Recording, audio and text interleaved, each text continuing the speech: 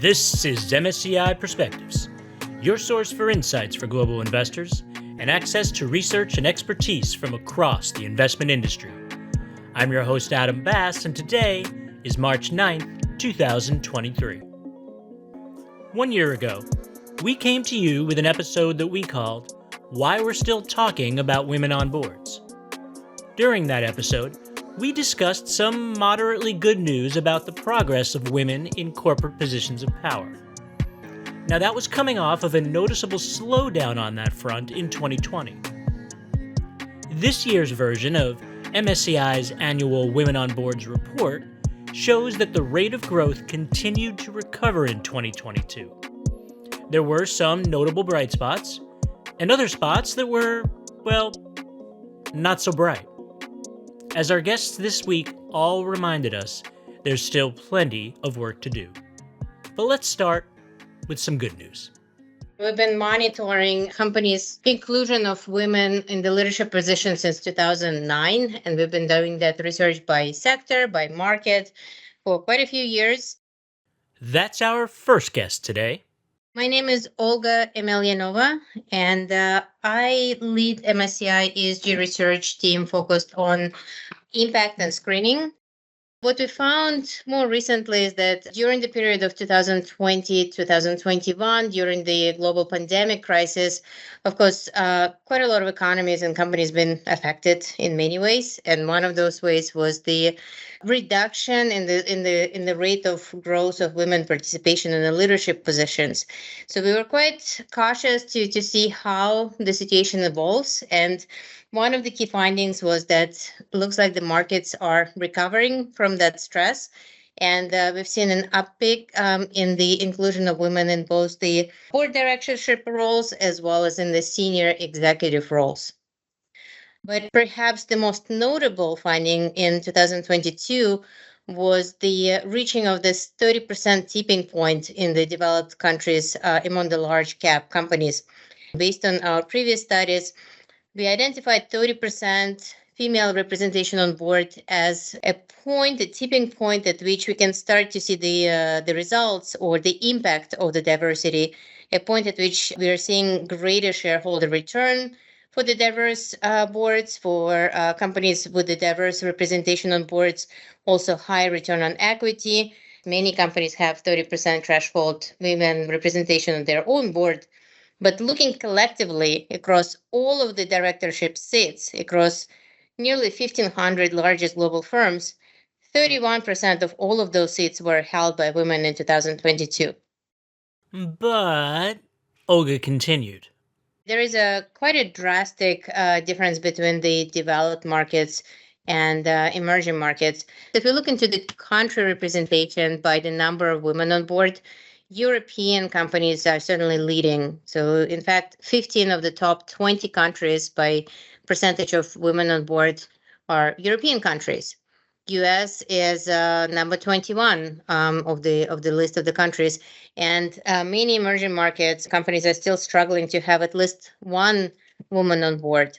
And we've seen for some of those countries, regulators stepping in and setting that as a mandatory quota, as a mandate to have at least one female representation. We found that 58% of the US-based companies within our coverage, and that's nearly 600 US firms, had at least 30% women on their board. But when compared to other countries, I would say that it falls somewhere in the middle. Did you catch that? The US came in at number 21. Now, I should note that 58% of US-based companies in MSCI's coverage had reached that 30% tipping point, which, as Olga explained, which is really great number, I would say. Relatively speaking, though, not such a great number. Our next guest highlighted that point as well. My name is Shweta Narasimhadevra, and I joined State Street Global Advisors as their global head of product, covering the institutional and ETF franchises. Global companies exhibited a recovery in the growth rate of female representations on boards after a slowdown in 2020. However, this growth rate is primarily attributable to steady increases across non-US companies in developed markets, whereas US companies have continued for 3 consecutive years to show a slowdown in the rate of women on boards. In 2022, 38% of the constituents of the MSCI ARCWE index, many of which were subject, in fact, to mandatory gender quotas, surpassed a critical mass of at least 30% women representation at the board level, up from 33% in 2021. We also found it fascinating, right? The contrast between female representation at the CEO level versus the CFO level in the findings, and particularly in the information technology sector. 4% of companies had a female CEO, while 21% had a female CFO. So, I mean, I think this is a really encouraging sign in some ways. And it shows that women are clearly capable of managing and, the financing of these companies. Then my hope would be, right, that this is a breeding ground for future women CEOs, in years to come. That reminded me of something that had stuck with me since the first time I spoke with Shweta. So, I asked her about it. When we spoke last week in preparation for this interview, you pointed out how the percentage of women coming out of MBA programs is actually much higher than the percentage of women on boards in this latest report. Can you talk a bit more about that? Yeah, sure. This was data sourced from, a Times magazine piece in November of 2021. The percentage of women in leading MBA programs has inched upwards in the last decade, right? From 31% or so in 2011 to 41% and more in 2021. So that's a 10 percentage point increase. The uptick matters because graduating from such programs can propel women's careers and lead to more leadership opportunities in the workforce. Yet, if you look at, the sort of the reported stats in MSCI's Women on Boards report, the percentage of director seats held by women is at 24.5% in 2022, right, amongst the constituents of the MSCI ARCWE index, up from only about 22.6% in 21. Women make up just 8.2% of Fortune 500 CEOs. And the pandemic, I believe, forced many women out of the workforce, further hindering their ability to reach those leadership positions. So clearly there is that, that dichotomy, if you will, right, between the highly educated, right, and potential future leaders versus what we're seeing in the numbers across these organizations. We'll get into how companies can and have worked to bridge that dichotomy a bit later. For now, let's spend some time on the why. First off, I think the unequal performance of companies in the same industry and country suggests that gender, racial, and ethnic diversity are actually competitive differentiators. The moral case for workforce diversity was always clear, right? But a recent study by McKinsey found that it actually makes business sense to do this too. Top quartile companies for racial and ethnic diversity, they found, were 35% more likely to have financial returns above their national industry medians. Companies in the top quartile for gender diversity, 15%. Bottom quartile companies were less likely than average to achieve high financial returns. So I think, there's the point around data. Let's dig into the why a bit more with our third guest for today. I'm Tia Counts. I am the Chief Responsibility and Diversity Officer at MSCI. MSCI's recent research report on the topic shows us that in the last decade, a growing number of global jurisdictions have adopted quotas for the inclusion of women on corporate boards, and they've established disclosure requirements. It's obvious that including women on corporate boards, has a compliance element. That said, I think the research also posits that companies may seek to increase women on boards for strategic reasons, and gender inclusion and corporate governance might be correlated with positive financial performance. So I should say that although there's no clear causal link that's been established, several studies found that significant correlations between the presence of women on boards and strong financial performance using various financial metrics. And this was clearly stated in the Women on Boards report.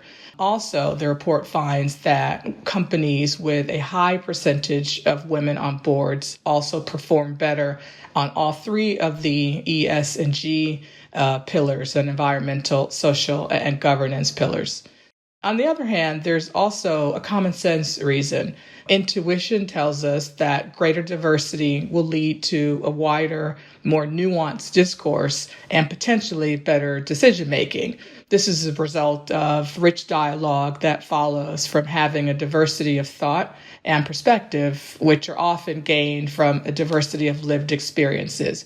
This, of course, extends to other diverse identities, including race, ethnic diversity, neurodiversity, gender diversity, including members of the LGBTQ plus community, also including, of course, gender fluid, gender non-binary, and trans people, not to mention the intersections between them. Regulators are starting to focus on this wider group, and I think the overall message is diversity matters. Diversity is probably, on the whole, a good thing.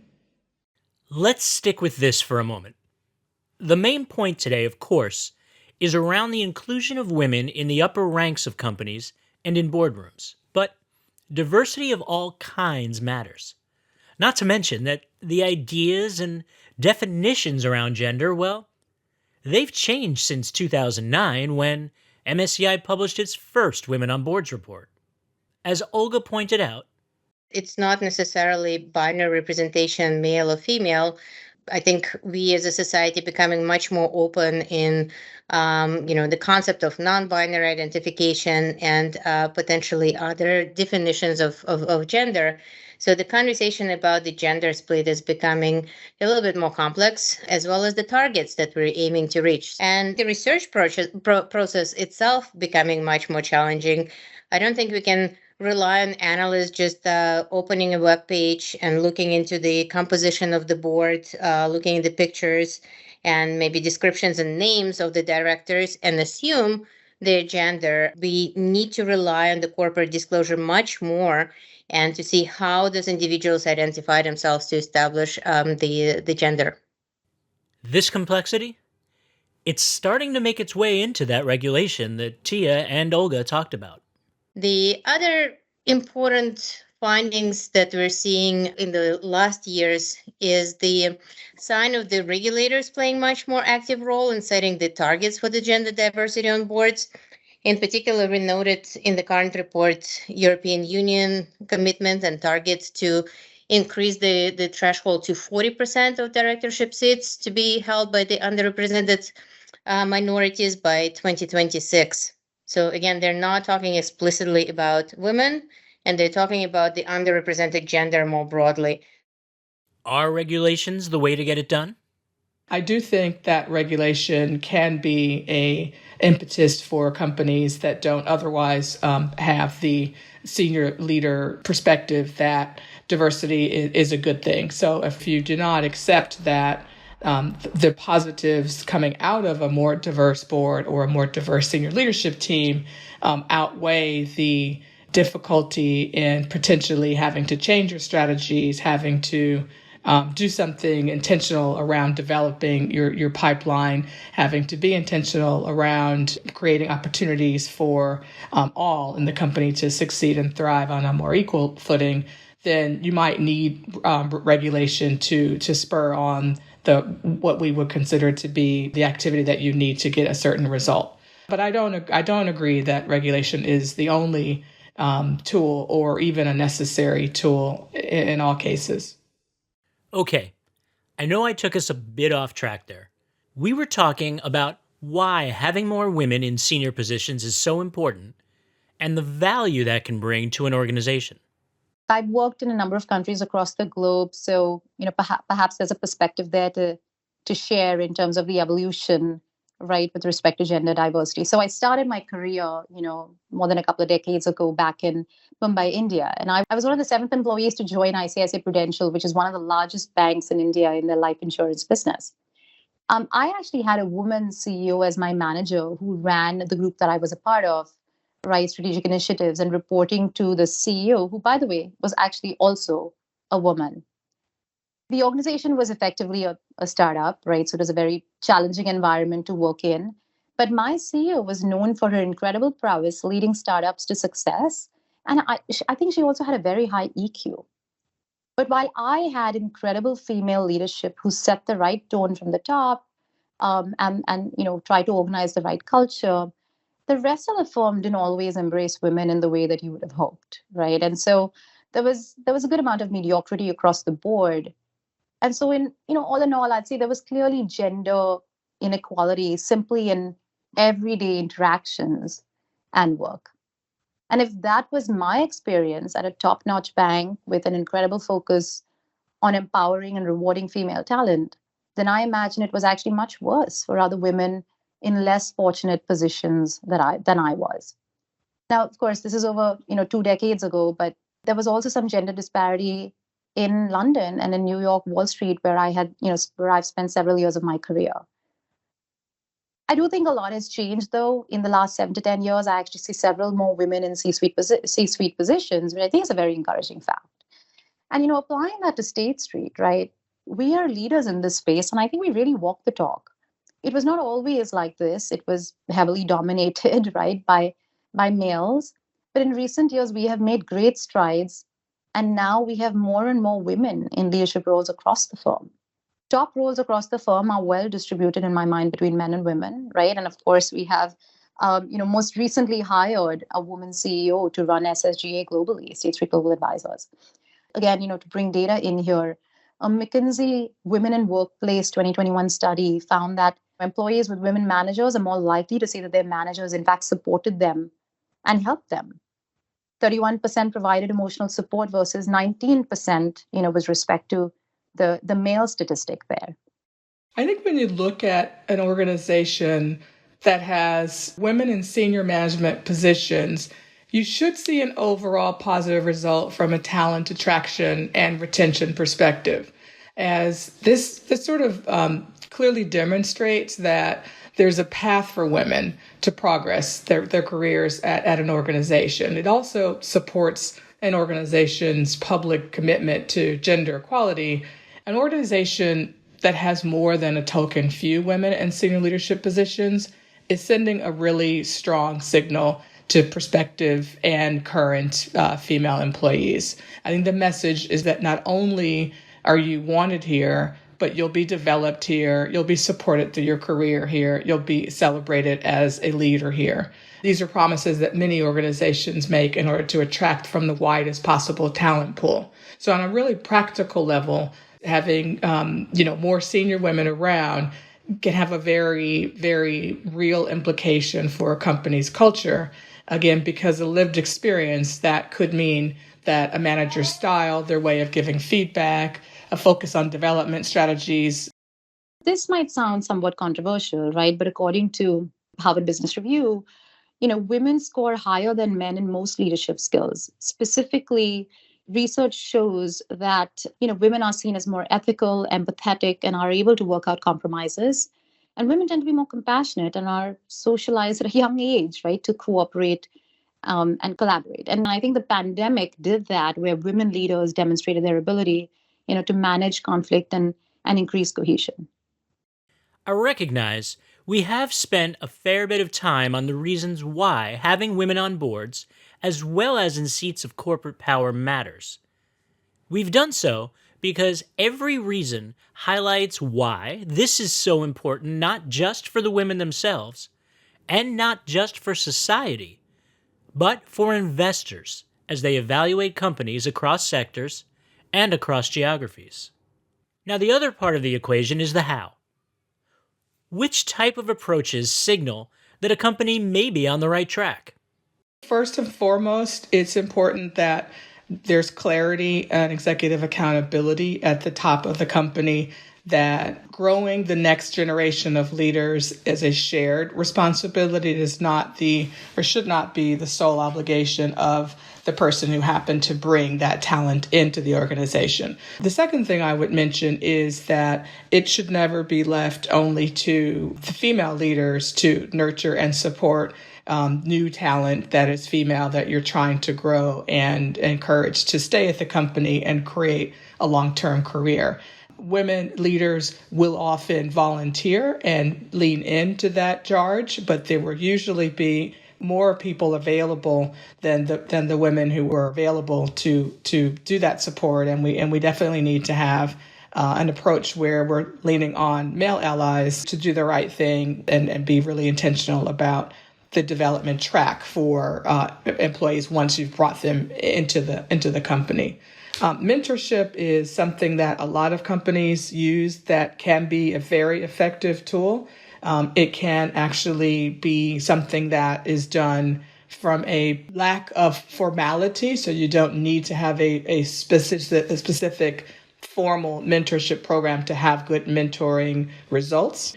But mentorship comes to me in that category of inclusive leadership behaviors, where you want executives to behave in a way that means that the environment is overall benefiting from a more inclusive style. And that brings in women and other people of other diverse identities, as well as people that don't necessarily identify as diverse. I also think being really clear and specific around sponsorship and what that looks like is a tactic and a strategy that we use and that I think is quite effective. And by sponsorship, what I mean is you have identified high performers in your organization whom you would like to ensure are giving the opportunity to take on new assignments, to take on stretch assignments, to work across teams, and who are really given the support to have time that they spend doing that. That's outside of their normal obligations and responsibilities, or is supported in addition to what they're already involved in. It can be a very strategic way to ensure that you are consistently developing your talent and your pipeline, and really aggressively pushing people from one stage of development to the other in a way that you would not have if you were sort of not paying attention and not acting with intentionality. At MSCI, that's the way we view it.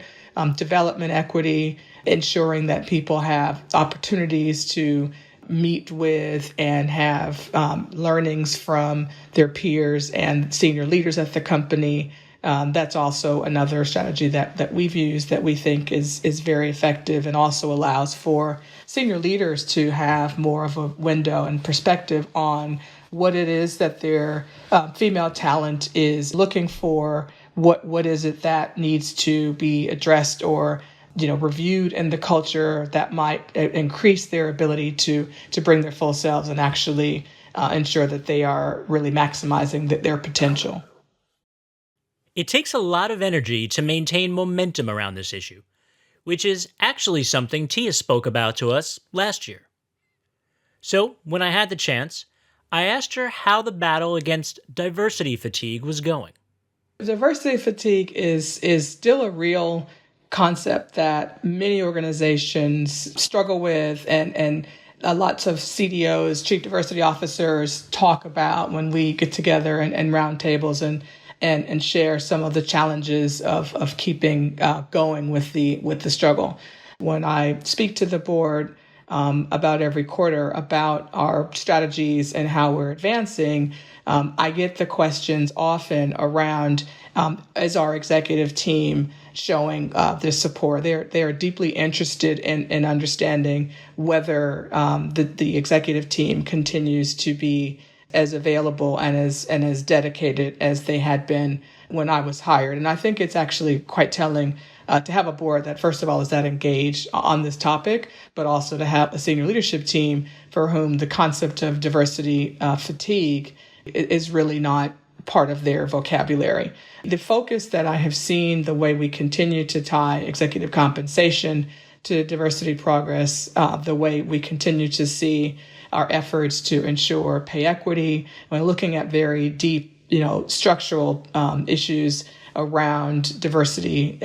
This is the way MSCI attacks this issue, and the way we mean to ensure that the progress that we make is progress that we will keep, progress that really means we've changed the culture, we've moved the organization to a place where not only diverse people, but all members of the organization will stay and thrive.